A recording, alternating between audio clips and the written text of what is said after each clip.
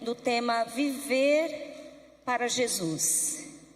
Desde que eu coloquei os meus pés numa igreja cristã, eu tive essa certeza. Viver para Jesus. Só que de uns tempos para cá, eu fui tomada por um questionamento interno do que é viver para Jesus, na prática. Porque eu vivi muitos anos da minha vida declarando isso todos os dias nas minhas orações. Eu quero viver para o Senhor, eu quero viver para Ti, Jesus. Levantava as mãos, eu quero viver para o Senhor. Mas eu perguntei para Deus, o que é viver para o Senhor na prática? Porque de palavras é muito fácil a gente falar, eu quero viver para o Senhor.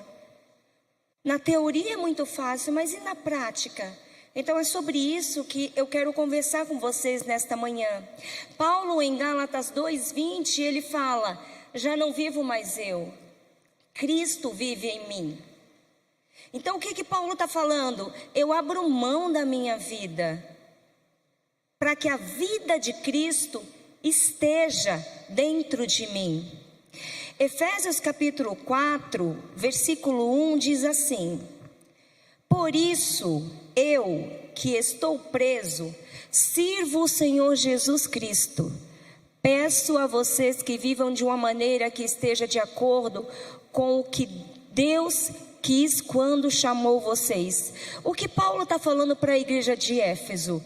Deus chamou vocês. Não foi à toa. Deus não nos chamou para a gente continuar vivendo da mesma maneira. Amém? Se Deus nos chamou, e uma vez que fazemos parte da família de Deus, a gente precisa declarar o que Paulo declarou em Gálatas 2:20. Eu abro mão da minha vida, para que a vida de Cristo esteja em mim. E aqui ele está falando, eu estou preso, sirvo ao Senhor Jesus Cristo, e eu peço uma coisa para vocês. E não era só para aquele tempo, é para hoje. O Senhor está falando, eu preciso pedir uma coisa para vocês. Vivam de um jeito, de uma maneira que seja de acordo com a maneira que eu chamei vocês para viver. Então, o que é viver para Jesus? Vamos pular para o versículo 22, por favor, Paloma. Diz assim, portanto, abandonem a velha natureza de vocês, ou abandonem a velha maneira de viver. Não importa o que você foi, não importa o que você fazia. Mas aqui Paulo está falando assim, agora vocês precisam abandonar o que vocês foram. Abandonar a velha natureza, abrir mão da velha Paula, da antiga Andréia, da antiga Camila. Eu não chamei vocês para continuarem vivendo da mesma maneira, não mudar nada em vocês. E aí a gente prossegue. Da natureza de vocês que fazia com que vocês vivessem uma vida de pecados e que estava sendo destruída pelos seus desejos enganosos. 23. É preciso que o coração e a mente de vocês sejam completamente renovados. Se eu não mudar aqui, o meu estilo de vida não vai mudar. Vai ser igual ao que eu fazia antes. Então Paulo está falando, vocês precisam renovar a mente e o coração de vocês para viverem a vida que Jesus chamou vocês para viver. Vistam-se com a nova natureza, criada por Deus, que é parecida com a sua própria natureza e que se mostra na vida verdadeira, a qual é correta e dedicada a Ele. 25. Por isso não mintam mais. Que cada um diga a verdade para o seu irmão na fé, pois todos nós somos membros de um corpo de Cristo. Se vocês ficarem com raiva, não deixem que isso faça com que pequem e não fiquem o dia inteiro com raiva. Não deem ao diabo oportunidade para tentar vocês. Quem roubava, não roube mais. Porém, comece a trabalhar a fim de viver honestamente e poder ajudar os pobres. Não digam palavras que fazem mal aos outros, mas usem apenas palavras boas, que ajudam os outros a crescer na fé e a conseguir o que necessitam, para que as coisas que vocês dizem façam bem aos que ouvem. 31. Abandonem toda amargura, todo ódio e toda raiva. Nada de gritarias, insultos e maldades. Pelo contrário, sejam bons e atenciosos uns para com os outros e perdoem uns aos outros, assim como Deus, por meio de Cristo, perdoou vocês. Então, irmãos, diante de tudo isso que nós lemos, o que a gente precisa fazer? Falar, olha, a irmã Jo ali não pratica isso. Olha, eu vi a irmã Thalita falando mal do outro. Não é isso que Paulo está falando. A gente tem que olhar para nós mesmos. Então, diante dessa conduta, esse estilo de vida que Paulo está falando para a igreja de Éfeso, nós temos que ir diante do espelho, nós e nós mesmos, e falar: eu não aceito a mentira na minha vida. Eu não aceito o roubo fazendo parte da minha vida. Eu não aceito a ira, o ódio, a amargura, a falta de perdão. Eu não aceito. Porque se eu sou da família de Cristo, se eu aceitei Jesus, se eu sou discípula dele e continuo praticando as mesmas coisas, a gente foi chamado para ser uma nova criatura. Nós fomos chamados para ser novas pessoas, para parecer, para refletir Cristo. E Paulo está falando: você mentia, não minta mais. E aqui eu quero abrir um parênteses, irmãos, porque muitas vezes a gente acha que mentir é você inventar algo. Eu quero abrir um parênteses para a questão da mentira e do roubo. A gente acha que mentir é você inventar algo. Só que, presta atenção o que eu aprendi. Todas as vezes que eu ouço algo e eu exagero ao repassar aquilo, ao contar aquilo, todas as vezes que eu dou ênfase onde não é para dar, aquela conversa saiu do âmbito da verdade. E aquilo já se torna uma mentira. Você pode estar falando: mas o que eu estou falando aconteceu, mas você está exagerando. Mentira, não aconteceu dessa maneira. Mentira. O roubo, muitas vezes a gente acha que o roubo é estar armada e falar: isso é um assalto. Mas não necessariamente. O roubo engloba todas as vezes que eu me aproveito da ingenuidade do outro,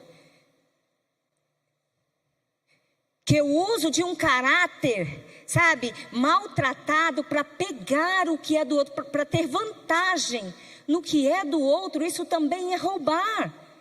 Isso também é roubar. Jacó, ele roubou a bênção de Esaú. Vocês vão se recordar que Esaú chegou cansado e pediu um pouco do ensopado que Jacó estava preparando. E Jacó falou: eu só te dou se você me vender o direito da primogenitura. Irmãos, aqui a questão não é se Esaú valorizava ou não.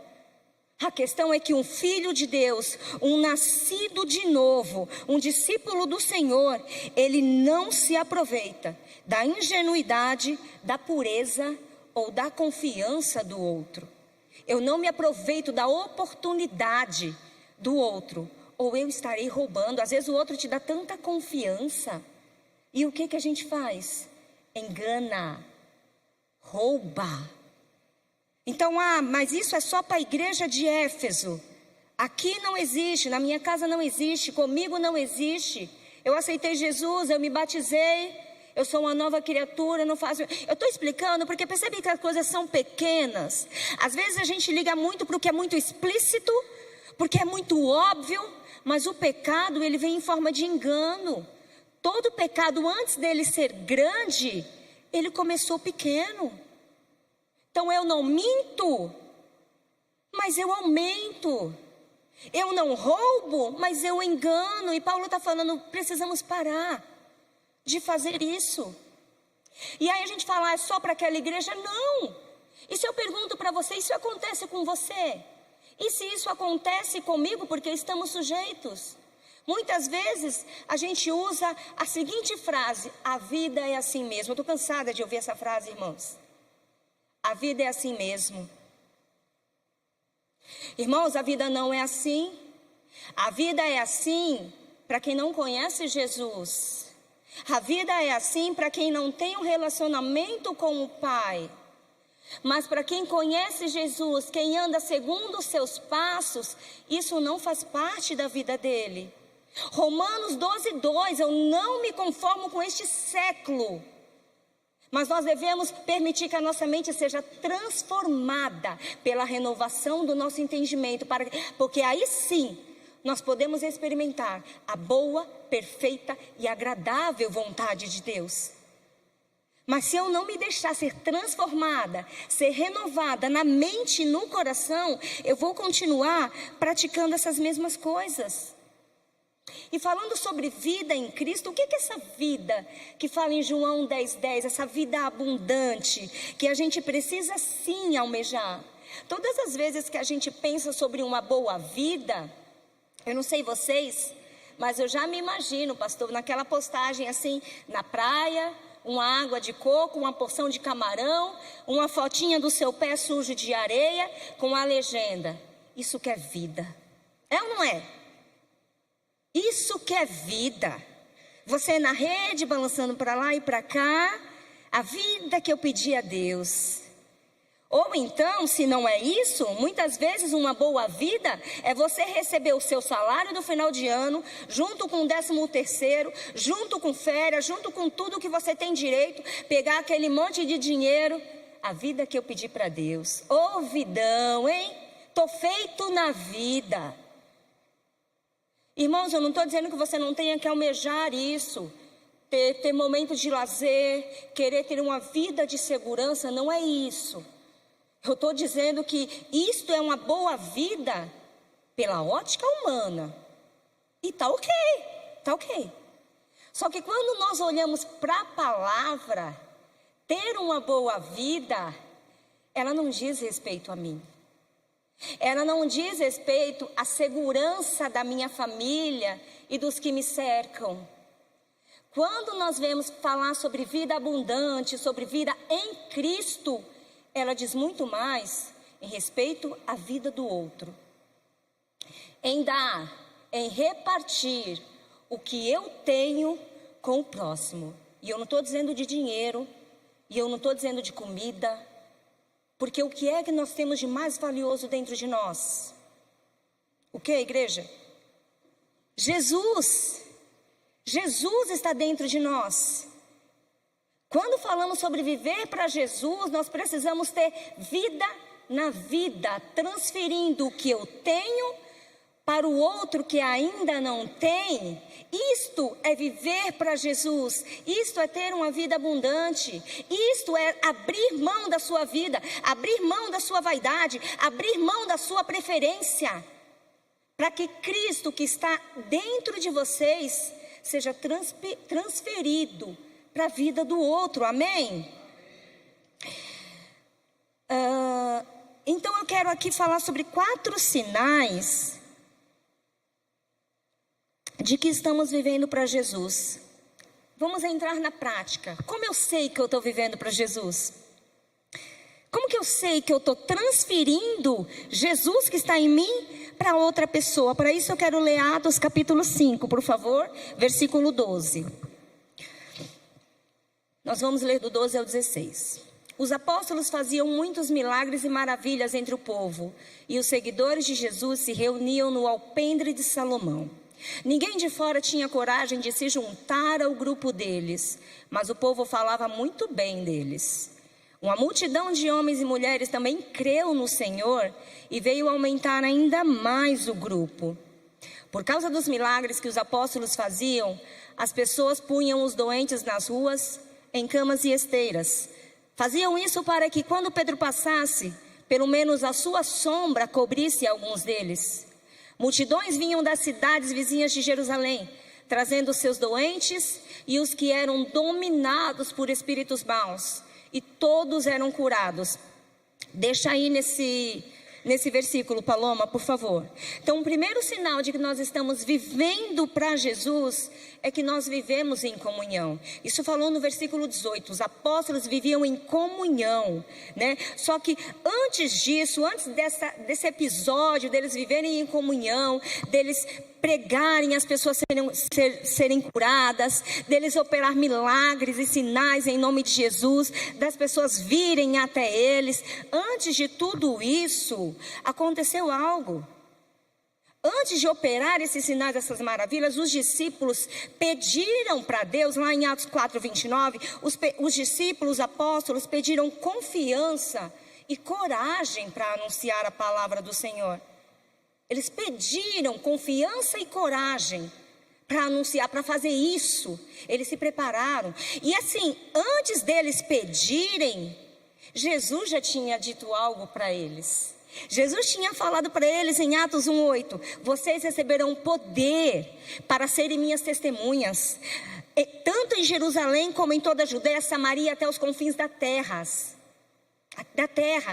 Então percebe, Deus falou para ele: vocês vão pregar, vocês vão receber poder, autoridade. Aqui desse lado, os discípulos falaram: Senhor, me dá autoridade. Aqui eles começaram a fazer, a viver em comunhão, em comunidade. E aí eu quero abrir a mente de vocês, fazer um alerta, porque é muito bom viver em comunidade, amém? Viver em comunhão, é muito bom estar conectado ao corpo como igreja no templo, mas nós corremos um sério risco, irmãos, de fechar as portas, da gente se trancar no nosso mundinho e falar que tá bom, ó, essas pessoas que estão aqui estão boas, mas vocês já estão salvos. Então é muito bom você partilhar de Cristo com quem já conhece Cristo. Só que o que Jesus tinha dito para eles é que vocês irão até os confins da terra. Vocês irão. Então eu imagino. E o que nós lemos aqui? As pessoas vinham de outras cidades. Eles chegaram num estado, gente, que eles já não precisavam mais sair. Imagina a CBN trabalhando simplesmente nos cultos de domingo. Não preciso mais sair, eu não preciso mais ir para fora. Eu fico dentro. Então os discípulos, eu entendo que estava tão cômodo para eles estar ali operando tantos sinais, tantas maravilhas, tantos milagres, que as pessoas precisavam vir até ele. E a ordem de Jesus era: vocês vão sair, vocês vão receber poder, mas vocês vão precisar ser enviados, sair. E eles estavam parados. E eu percebo Deus movimentando os pauzinhos, sabe? Porque, irmãos, todas as coisas cooperam para o bem daqueles que... Só que às vezes a gente esquece da segunda parte do versículo. Cooperam sim para mim e para você, mas é segundo o propósito que Deus tem para mim e para você. As coisas não cooperam para o nosso bem porque nós amamos a Deus ou porque nós somos bonzinhos. Cooperam porque é um propósito de Deus. Havia um propósito de Deus na vida dos apóstolos: irem pregar o evangelho, ser testemunha do que eles viveram. Há um propósito de Deus para nós. O que nós recebemos, o que nós temos, não é para ficar guardado as 7 chaves aqui dentro. É para a gente transmitir para outras pessoas. Esse é o nosso papel, né? E então assim, Deus dá um empurrãozinho para eles. O que Deus faz? Atos 8:1 vai contar que Saulo, antes da transformação, antes da conversão, Saulo ele aprovou o apedrejamento de Estevão. E a Bíblia conta que a partir dali começou uma grande perseguição contra a igreja do Senhor. E aí o que aconteceu? Eles foram espalhados por toda a região da Judéia e da Samaria. Quer dizer, estava bom para eles estar ali, as pessoas vindo até ele, mas não era o que Deus queria. Não era o que o Senhor tinha preparado para eles. Então o Senhor permitiu a perseguição, porque eles cumpririam o propósito ao qual eles foram chamados para fazer. O que é isso, irmão? Cumprimento da palavra, cumprimento de Atos 1:8. Vocês vão sair, vocês vão pregar, vocês vão chegar em toda a Judéia, Samaria, até os confins da terra. Cumprimento. Tem a ver, não tem a ver com a gente, não tem a ver com o que eu quero, não tem a ver com o que eu penso, tem a ver com os propósitos do Senhor. Então viver para Jesus nos faz olhar para o outro, não para mim mesmo. Não é a minha vida que eu estou falando. Viver para Jesus, eu abro mão da minha vida para viver o que Ele tem para mim. Então não importa se está cômodo para nós, Deus sempre vai nos colocar onde as pessoas mais precisam dele. Deus não vai nos colocar num lugar em que está bom para a gente. Ele vai conectar você, Ele vai levar você para o lugar onde as pessoas que não o conhecem precisam conhecê-lo através da minha e da sua vida. Então, viver para Jesus é sim viver em comunhão, mas tomando cuidado para a gente não se isolar e esquecer do propósito de Deus, que Ele nos chama para fora, de que Ele nos chama para o que nós temos, nós repartimos com aquele que ainda não tem, amém? Segundo ponto de que nós estamos vivendo para Jesus é que nós não tememos as circunstâncias. Versículo 17 diz assim: então o grande sacerdote, todos os seus companheiros que eram do partido dos saduceus, ficaram com inveja dos apóstolos e resolveram fazer alguma coisa. Prenderam os apóstolos e os puseram na cadeia. Mas naquela noite o anjo do Senhor abriu os portões da cadeia, levou os apóstolos para fora e disse: vão para o templo e anunciem ao povo tudo a respeito desta nova vida. Irmãos, então o que aconteceu? Tudo que os apóstolos estavam fazendo gerou inveja no sumo sacerdote, gerou inveja nos saduceus, e eles foram presos. Mas lembra, todas as coisas cooperam para o bem daqueles que amam a Deus. Eles foram soltos na mesma noite. O anjo do Senhor abriu as portas dos cárceres para eles. Só que não é simplesmente, as coisas não cooperam para o nosso bem porque nós amamos a Deus. É para a finalidade do propósito de Deus para o qual Ele nos chamou. E houve uma ordem, houve um direcionamento. O anjo do Senhor poderia simplesmente ter aberto as portas, os discípulos, por causa do medo, terem se trancado dentro de casa e nunca mais terem falado de Jesus. Só que havia um propósito: vocês vão ser soltos, mas vocês vão testemunhar desta nova vida. Vocês vão voltar para o templo e vocês vão continuar pregando a salvação, falando de Jesus. Quantos de nós, irmãos, não fomos libertos pelo Senhor? Estamos trancados. A pior prisão é o medo, que nós criamos muitas vezes. Quando Deus chamou Moisés, essa foi uma das desculpas deles, e talvez seja a sua. Mas Senhor, eu não sei falar. Mas Senhor, e se as pessoas não acreditarem em mim? Mas Senhor, se elas duvidarem que é o Senhor que está por trás de tudo isso? A gente cria muros. A gente cria essas prisões. Eles poderiam dar a mesma desculpa. Mas se a gente voltar para o templo e continuar falando e continuar fazendo, a gente pode ser morto. E havia uma direção: volta e fala, volta e faz. Quem vive para Jesus não teme as circunstâncias. Quando nós vivemos para Jesus, pode se levantar o que for, independente da luta, independente da guerra. A gente não tem medo, porque nós sabemos que Deus nos livra de todas elas. E não é porque somos bonzinhos, é por causa do propósito dEle em nós e através de nós, para alcançar pessoas. Não tem a ver com a gente. O terceiro ponto de que nós estamos vivendo para Jesus é que nós não temos medo de morrer. Quem aqui tem medo de morrer?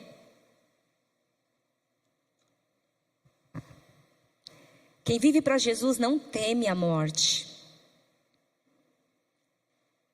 Não teme. Claro que ele não procura. Mas se ele vive para Jesus, ele sabe que é a maneira dele ficar eternamente com o Pai. Então isso vai trazer medo para a gente? Não. Eu só tenho medo quando eu ainda estou presa na minha vida. Quando eu não entendi o que Paulo falou em Gálatas 2.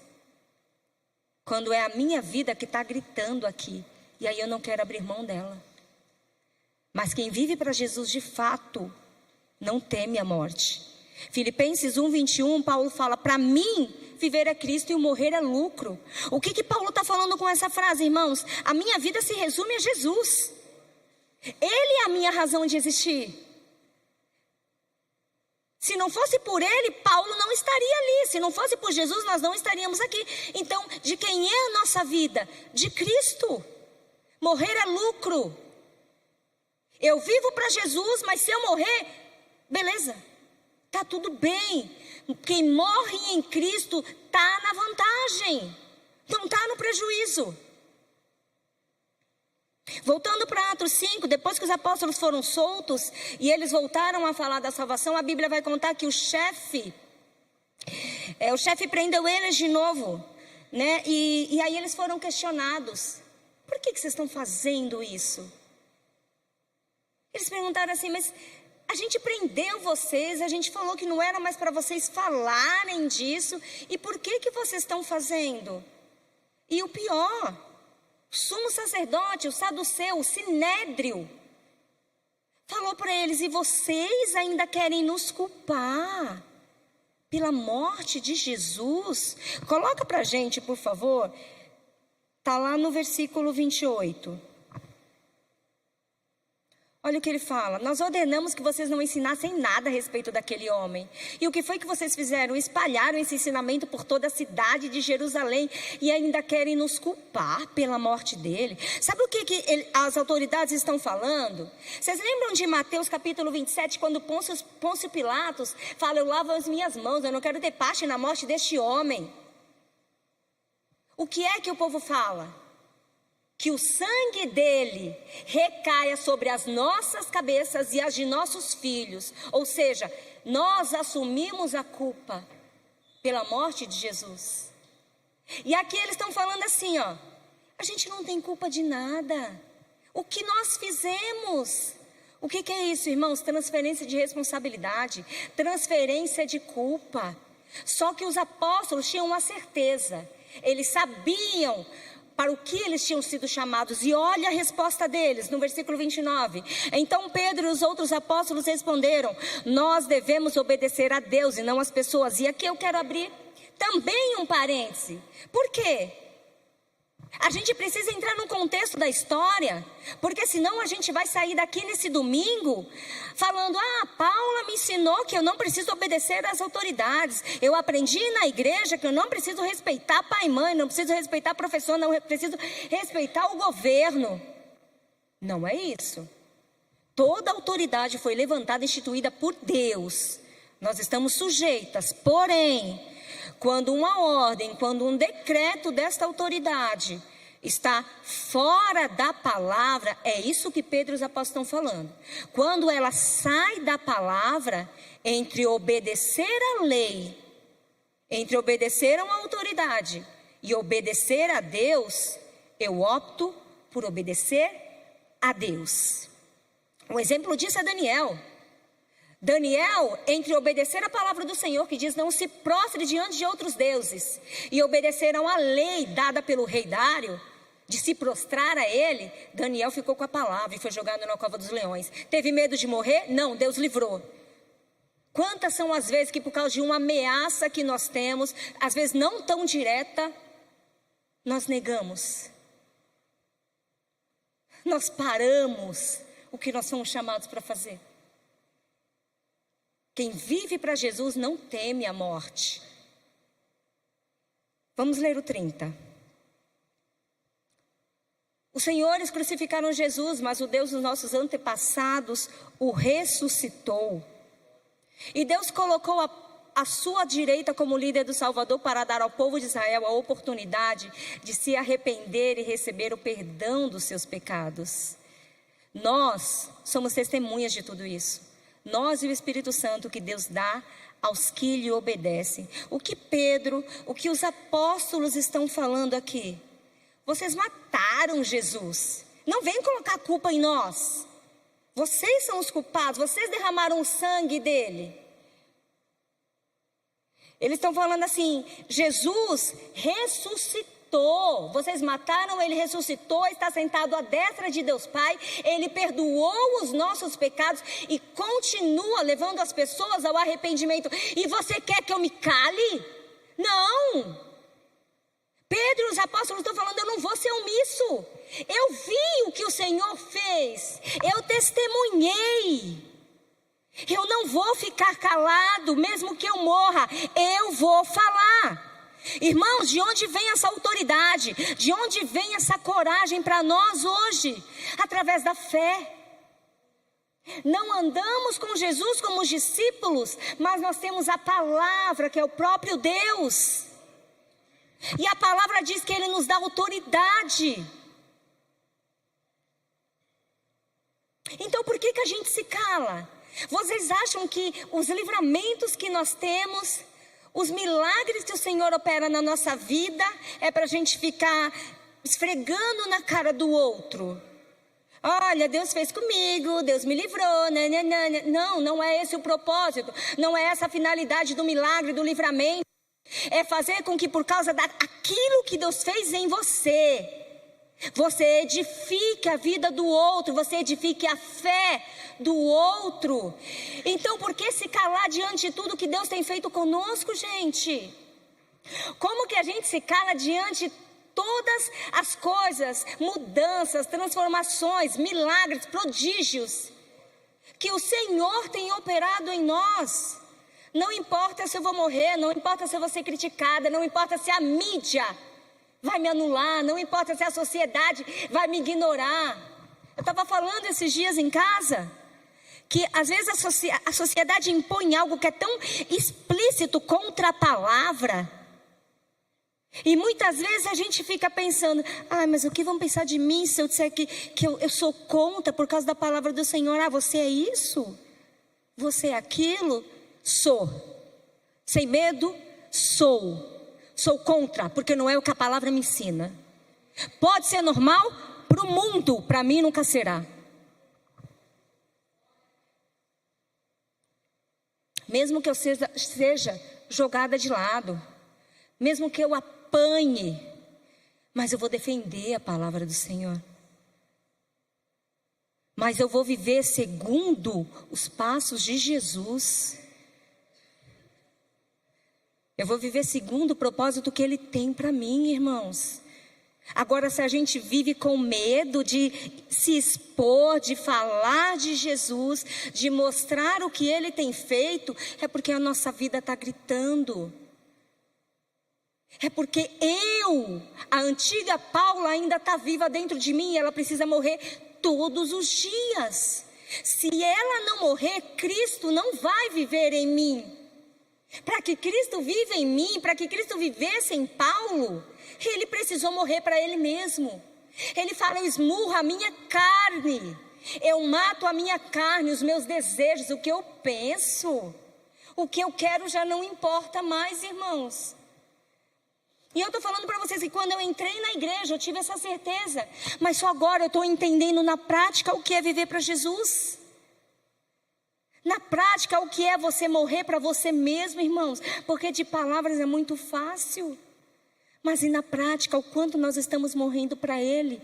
O quanto nós não estamos temendo morrer para homens, para poder viver para o Senhor? E o último sinal de que nós estamos vivendo para Jesus, está lá no versículo 33. É que nós vivemos coisas improváveis. Quando os membros do conselho ouviram isso, ficaram com tanta raiva que resolveram matar os apóstolos. Então eles disseram, eu não vou me calar, eu vou continuar falando. Você pode me prender 1, 2, 3, 4, independente. E isso tinha gerado inveja, agora gerou ódio. E eles já tinham tomado uma decisão: matar os apóstolos. Não apenas mais prender, mas matar por causa de uma desobediência. Então eles já tinham decidido. E olha o 34.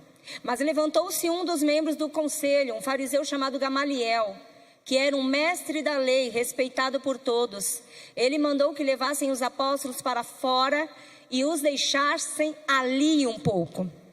O que Gamaliel, que fazia parte do Sinédrio, falou? Vocês dão uma licencinha, apóstolo, que eu quero conversar tete a tete aqui com os caras?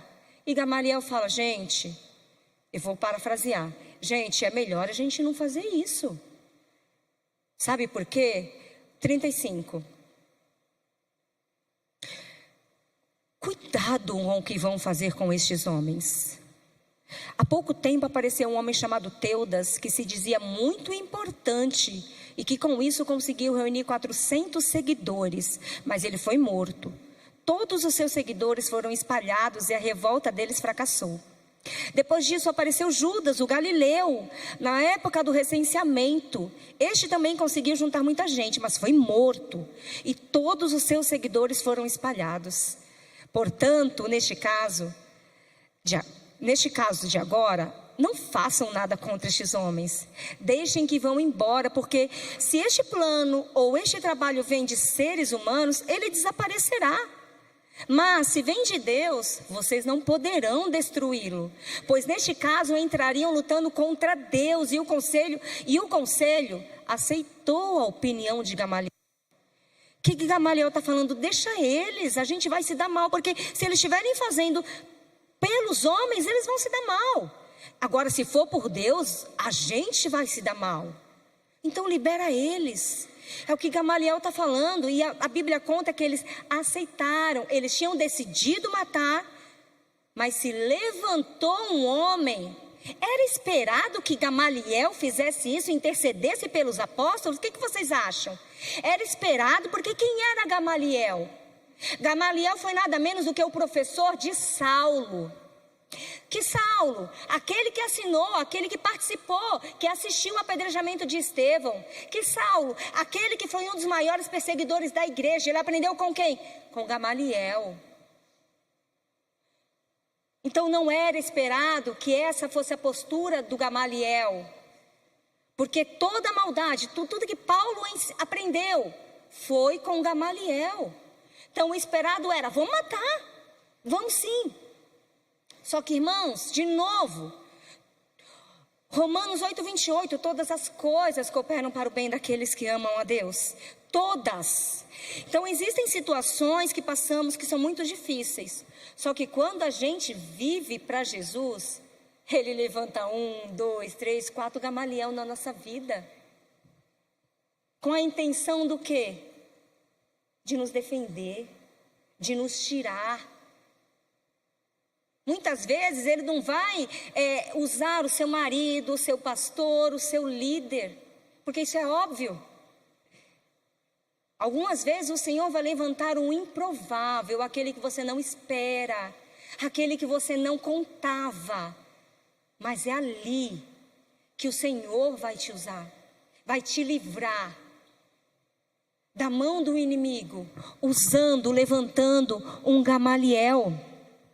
E aí eu quero finalizar lendo os 2 últimos versículos, 41 e 42.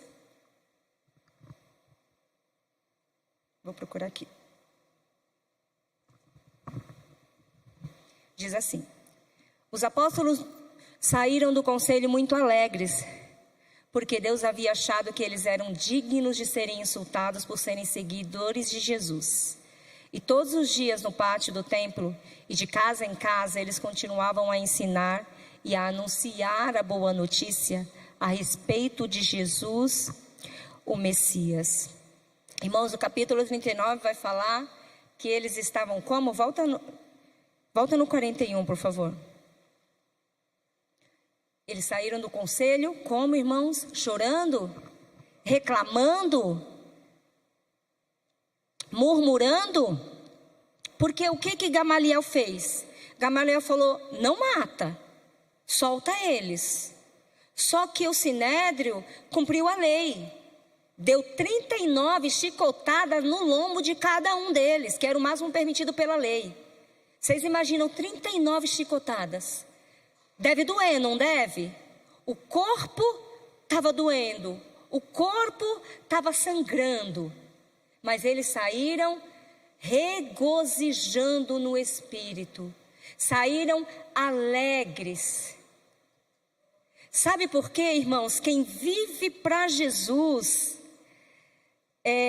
quando uma desonra acontece com a gente, pelo nome de Cristo, isto é motivo de alegria, isto é motivo de regozijo no espírito, na alma, dentro de nós. Para o mundo, sofrer por Jesus deveria nos abater, mas quanto mais um filho de Deus sofre, mais ele se levanta com autoridade. Quanto mais as lutas vêm para um filho de Deus, para uma pessoa que vive segundo os planos que o Senhor tem para ele, ele fala: isso não vai me derrubar. O corpo pode estar desgastado, mas o meu espírito se renova dia após dia. O meu corpo cansa, o meu corpo desfalece, a minha carne morre, mas o meu espírito vive em Cristo Jesus. Um filho de Deus precisa ter essa certeza, irmãos. Precisa ter essa certeza. Não foi o Sinédrio, não foi Roma e não foi o inferno que calou a boca dos discípulos. O que está tentando te calar, irmãos? Jesus falou: as portas do inferno não prevalecerão contra a igreja do Senhor. O que tem tentado te calar? O que tem tentado fazer com que você não viva a sua vida para Jesus? O que tem tentado te colocar medo? É medo da circunstância? É medo de relacionamento uns com os outros? É medo de fazer o que o Senhor te chamou para fazer? É medo de morrer? Viva Jesus, morrer é lucro. Você vai estar ganhando se você morrer, porque a vida com Ele é muito melhor. A gente desfruta dele aqui, isso é muito bom, mas viver diretamente com Ele é muito melhor, irmãos. Não estou dizendo que você tem que buscar, mas você tem que ter paz. Todos nós iremos morar com o Senhor, para isso nós precisamos morrer aqui. Precisamos morrer. Devemos viver para Jesus, para poder experimentar coisas improváveis. Se coloca de pé, por favor. Quem vive para Jesus, vive em comunhão, não teme as circunstâncias, não tem medo de morrer e experimenta coisas improváveis. Sai da zona de conforto, para de olhar o óbvio. O Senhor é um Deus sobrenatural. Ele quer que você tenha experiências sobrenaturais. Ele quer que você viva coisas improváveis. Só que Ele só vai levantar Gamaliel se a gente viver para Ele. Ele só vai permitir que a gente viva coisas inexplicáveis se eu abrir mão da minha vida e viver a vida dele. Atos capítulo 10. Vocês vão se recordar que Deus deu uma visão para Pedro. E eu não quero me apegar a esta visão, porque eu quero só fechar a mensagem do que nós falamos no início, de que Paulo fala em Gálatas 2:20. Agora já não vivo mais eu, Cristo vive em mim, vivo por fé no Filho de Deus que me amou e se entregou por mim. Por que Paulo está falando isso? Paulo está corrigindo Pedro. Atos 10, Deus tinha dado uma visão para Pedro. E o intuito desta visão era: você pode se juntar aos gentios, pode sentar à mesa, pode comer. Não precisa ser circuncidado para que seja meu filho. Pedro entendeu essa revelação do Senhor e começou a se relacionar com todas as pessoas, porque Deus não faz acepção de pessoas. Ele vem para mim, Ele vem para você, Ele vem para a prostituta, Ele vem para o viciado, Ele vem para todos, porque Ele quer transformar a vida de todos. Ele não veio para os bons, Ele não veio para os eloquentes, Ele veio para os doentes, Ele veio para aquele que a sociedade não dá nada. E ele falou para Pedro: se junte. Pedro, a partir de um momento, Pedro caminhou com os gentios, amou, sentou, participou de festas com os gentios. Mas a Bíblia conta que em uma determinada época, os judeus praticantes da circuncisão vieram até Pedro, vieram até eles. E o que Pedro fez? Abriu mão, se apartou dos gentios. O que Deus havia dito para Pedro, para ele fazer, por causa do que vão pensar de mim, Pedro abriu mão e foi ficar com os judeus praticantes da circuncisão. E Paulo corrige Pedro na frente de todo mundo: o que é isso? Você é judeu e vive como gentil. Como que você quer que os não judeus vivam como judeus? Não precisa disso. Você sabe, você experimentou, Pedro. Paulo falando para Pedro: Jesus veio para todos. Então aí Paulo finaliza falando isso: eu não vivo mais eu. Sabe por quê, irmão? Sabe por que eu estou contextualizando tudo isso para vocês? Falando sobre a visão de Pedro, falando sobre a mudança. Porque seguir Jesus, viver para Jesus, é andar na contramão do mundo. O mundo diz: precisa circuncidar, ser circuncidado.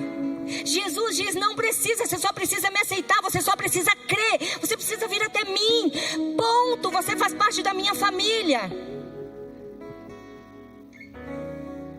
Sociedade vai tentar ditar o que a gente tem que fazer, o que a gente tem que amar, o que a gente tem que aceitar. Vai tentar enfiar a goela abaixo dentro da igreja do Senhor. E se eu viver para mim, eu aceito, eu normalizo, eu banalizo tudo.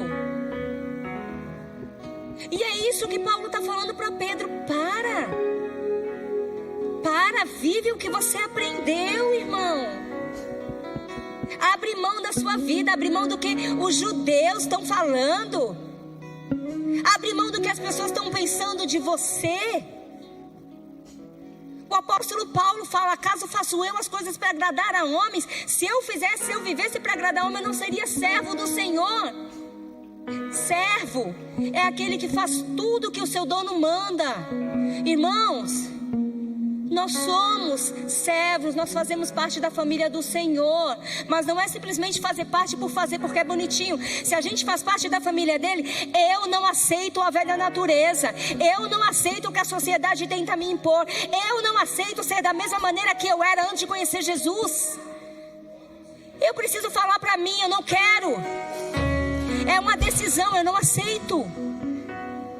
Nós fomos chamados, irmãos, para pregar o evangelho. Eu vou repetir como eu repito em todas as rodas de conversa: para pregar o evangelho eu não preciso disso aqui. Para pregar o evangelho eu não preciso de uma Bíblia. Eu preciso de Cristo em mim. Eu preciso ser transformada, renovada pelo Espírito Santo. Ele precisa estar em mim, porque o que é que eu vou passar para as pessoas, irmãos? Eu passo mais através do meu estilo de vida do que do conhecimento teórico. Às vezes a gente fica esperando uma oportunidade, se preparando. Eu tenho chamado disso, eu tenho chamado daquilo. Exerça ali fora. Exerça no seu trabalho. Para isso você foi chamado. Para que Cristo reluza através de você. Para que a luz de Cristo transborde através de você, irmãos. Eu saio daqui nesta manhã com a certeza, com a convicção do que é viver para Jesus. Viver para Jesus é abrir mão de quem eu sou. Viver para Jesus é ir para onde Ele quer que eu vá. Viver para Jesus é não ter medo da circunstância, não ter medo da doença. Enquanto eu viver, eu vou fazer as coisas para Cristo. Enquanto eu viver, eu vou renunciar ao que eu penso, ao que eu quero, ao que eu desejo, para que a vontade dele esteja em mim. Feche os seus olhos, vamos adorar ao Senhor, vamos agradecer, porque Ele é bom.